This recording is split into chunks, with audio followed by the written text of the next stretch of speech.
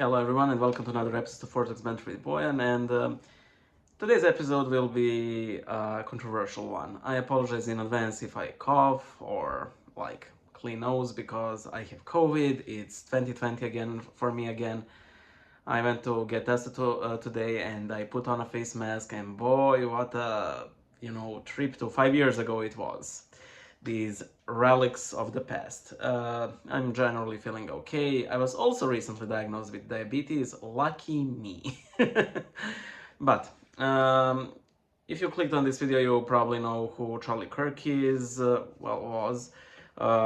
He was a right-wing political uh, activist. He was shot a month ago in an assassination during a rally. Well, or what was it, a lecture? Well, let's call it a rally. I'll be honest, I had no idea who Charlie Kirk is. A friend of mine messaged, who is very in the know when it comes to right-wing politics and persons. He messaged me and he said, like, pray Charlie Kirk was shot. And I was like, the actor?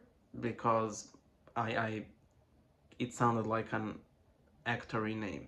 And I'm generally not really in the vogue with celebrities, so I didn't know who he was. This assassination sent ripples throughout the American society, and thanks to the internet, throughout the world at large. I referenced this in my latest video, on the latest big video on the Bible Illustrated channel, titled Hate, which you should watch as a prelude to this one, because it really, well, as it is said of Christ in the Gospel, so the thoughts of many hearts would be revealed. And a lot of people, mourned him, a lot of were shocked, a lot of people rejoiced at his death, and people had opinions. Now, as I said before, I'm not aware of a lot of Charlie Kirk's work. There have been some very positive side effects to his assassination, in the sense that I noticed that a lot of people were prompted to investigate Christianity because he was, among other things, a very devout evangelical Christian. And such a death caused people to investigate further into his and probably their own faith. However, some of these opinions were problematic, and I thought I should address some of them. Now, again, I'm not aware of Charlie Kirk's work. However, I am aware of Christianity, and everything I say will be based off that, from some random, Orthodox reader from Serbia.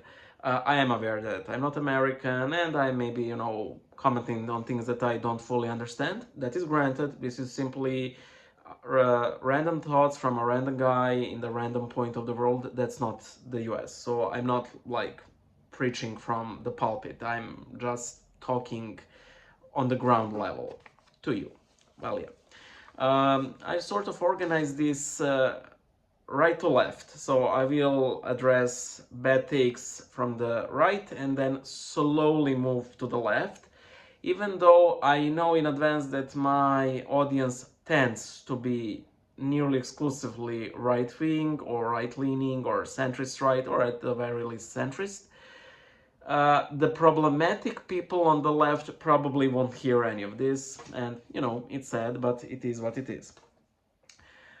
A lot of what I will say, at least when it comes to the right, is based on the conflation of Christianity and secularism, and also general tendency, which is sadly very, very prevalent among us traditional Christians, desire for power, desire for power trips, our desire to command and control other people, which is something that elicits a gut reaction from me. That is one of the things that I hate the most in a lot of Christian narratives.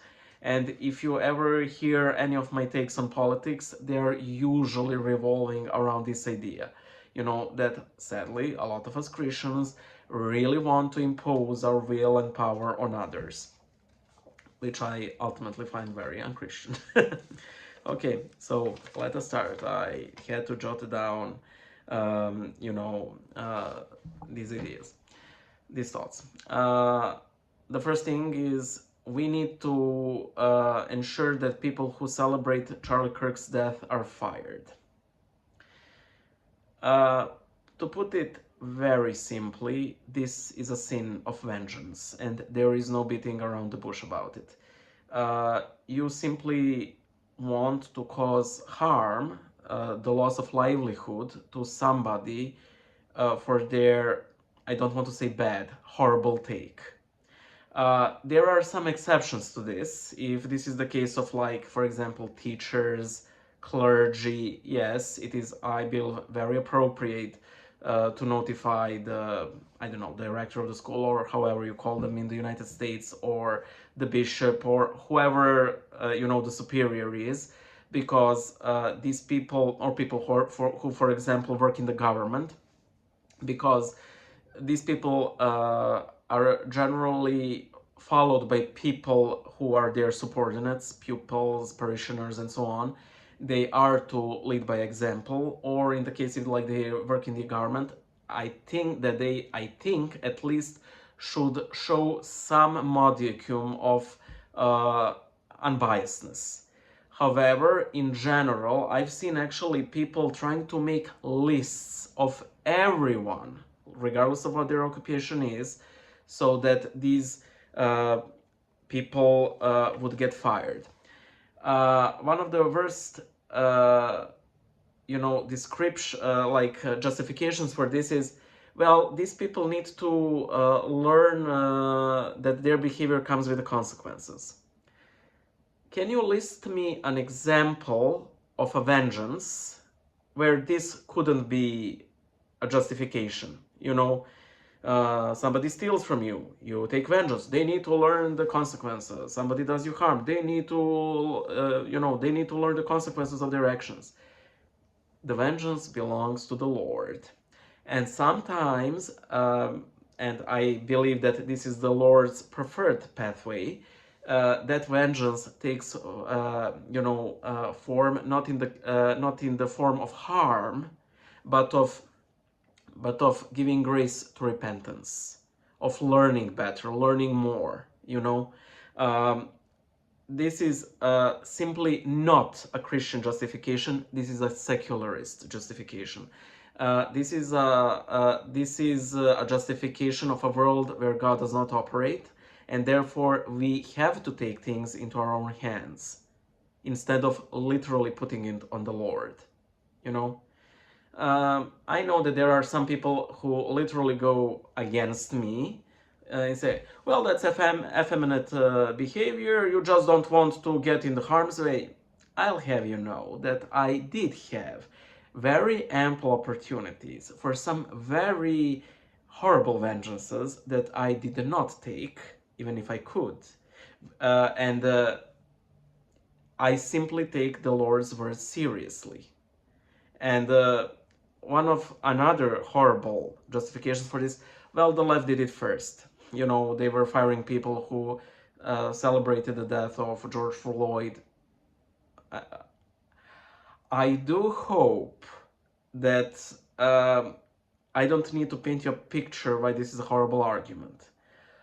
Left doing something first isn't an argument for us, not only right-wing people, but for Christians to do what they do. It's an argument to not to do it.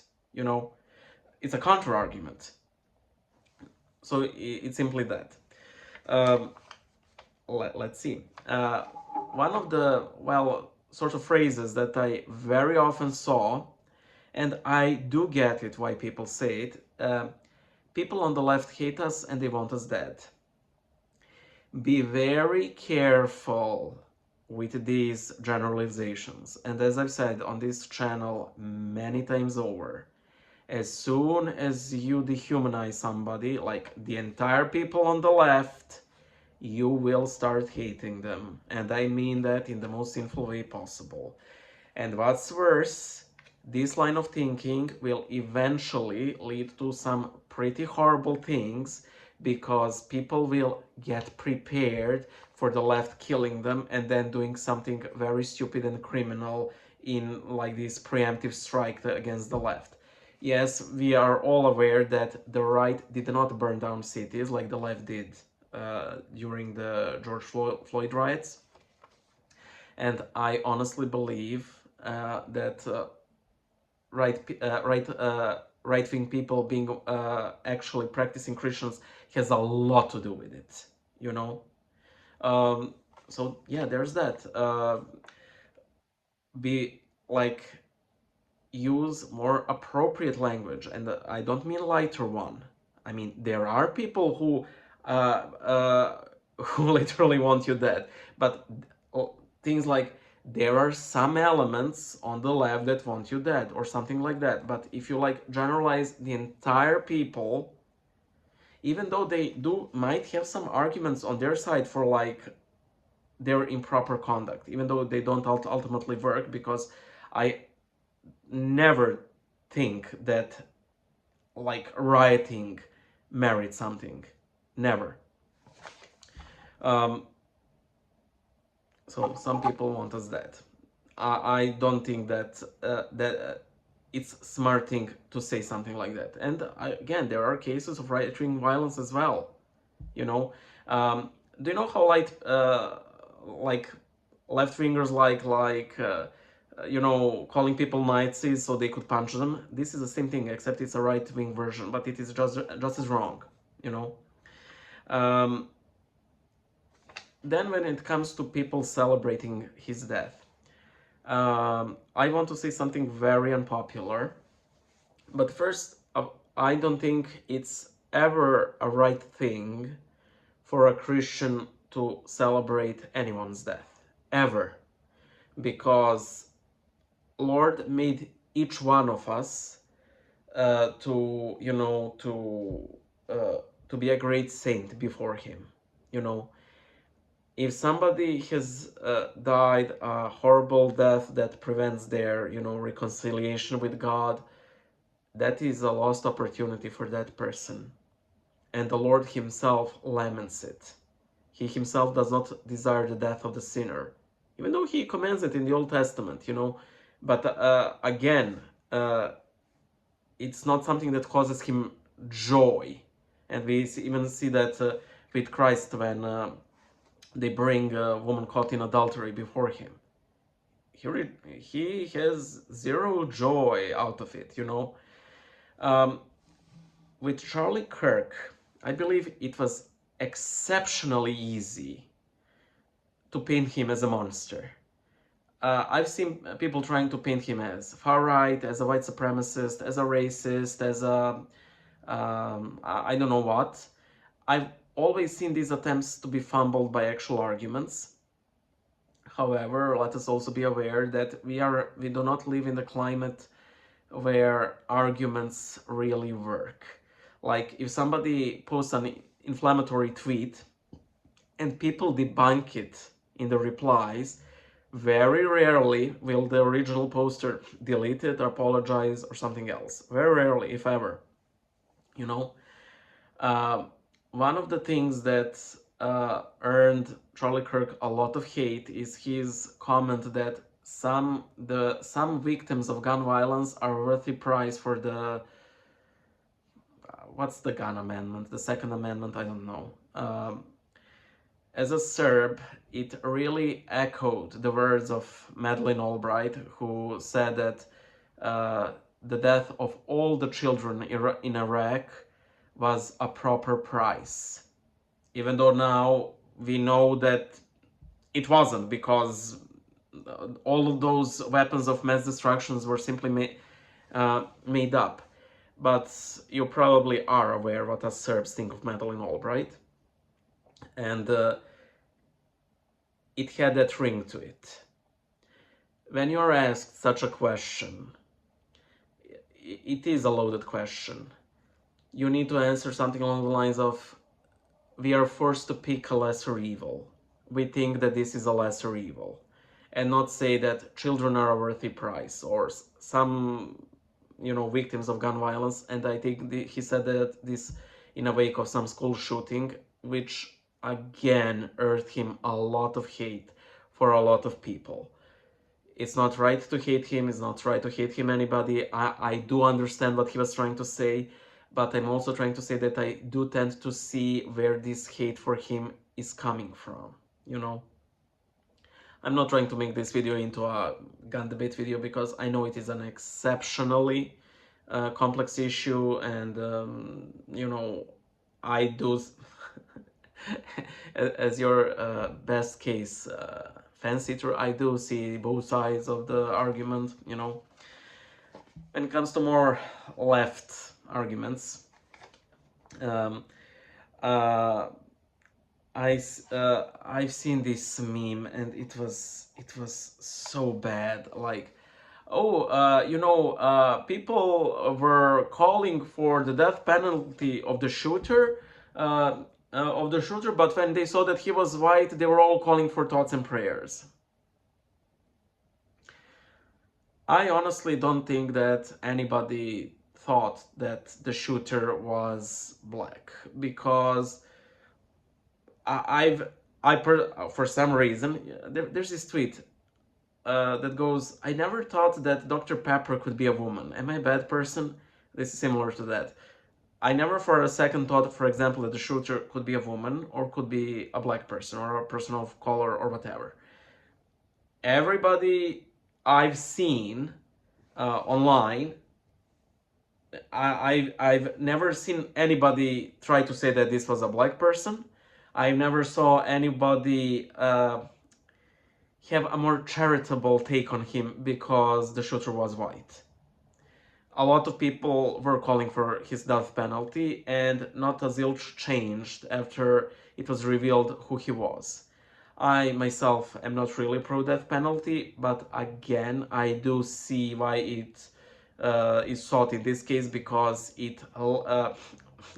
killed a man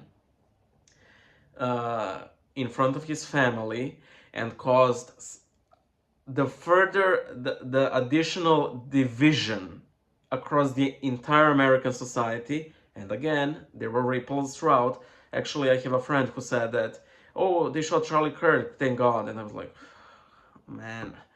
So yeah, these things do get even here. So when you ask yourself, why is this sir making videos about this? Well, this is why. There were also a lot of takes on his wife. Again, I did not follow her interviews. I did not see her, her speeches during the memorial. I did not watch the memorial. I do think that American society has this reality show vibe to it. You guys do have like reality show court hearings, which to me is simply shocking. Um, However, I mean, it is a cliche, but people do grieve differently. I will give you an example from my own life. My granny died some 6 years ago. She basically died in my arms. I was working from home that day, and I arranged to meet with a former coworker and a friend of my current friend and a former coworker for a coffee.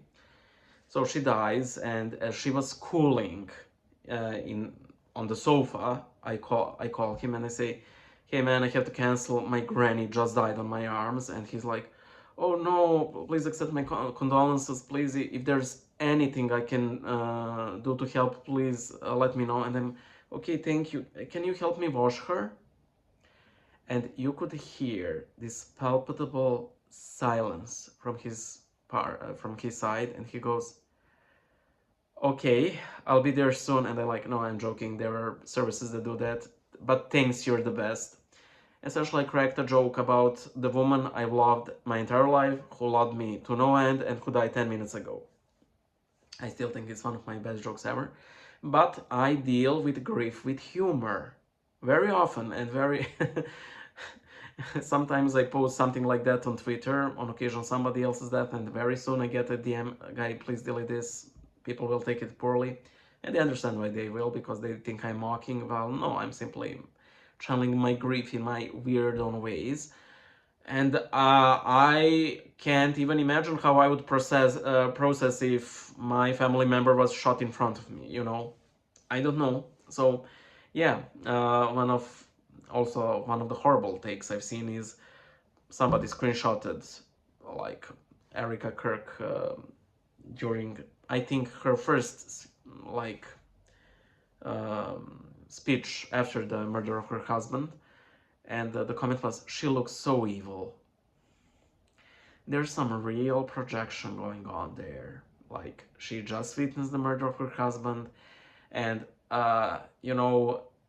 if you take anybody's face frame to frame in the most solemn moments, you will have them making the most ridiculous faces imaginable. There is even this trend of taking Agent Scully from X-Files, and she has this tendency to have this like asymmetrical blinking, and people were starting to like screenshot and seek out those moments, which were hilarious. But that's the way woman blinks, and sometimes people have what they call resting bitch face. I hate that word, hate that term, but that's what it's called. And well, when somebody is not really having the best day of their life on account of having literally witnessing her own children, witnessing the murder of their own father and her husband, well, I can't blame her for being, well, exceptionally angry and devastated at that moment. And you had the guts to say that she's so evil. Bravo. Well, yeah, in the video on hate that I posted, Milos said that because he went to Dachau concentration camp, and he said that there was nothing, nobody in the world did the worst, anything as bad as Nazis did. Because I told him to send me some comments so I could include him in the video. The split second I heard that, like on the raw footage, I knew that people will take issues with that, because being a YouTuber of 2 years, I know that people tend to, put their little hooks into things that jar their ears, but they left it in because I know that a lot of them will misinterpret it, because they will, well, what about Stalin and all of the Christians? What about Mao Zedong? He was simply referring that the Nazis have perfected the murdering machinery, not raw numbers. Yes, they were maybe like individual tortures that were more horrible than concentration camps. But when it comes to sheer efficiency, Nazis were at the top tier efficiency of murder, which is sort of fitting for like Germanic people. I'm not really surprised that they perfected it. So yeah, I hope to see you guys in some of the next videos. Bye.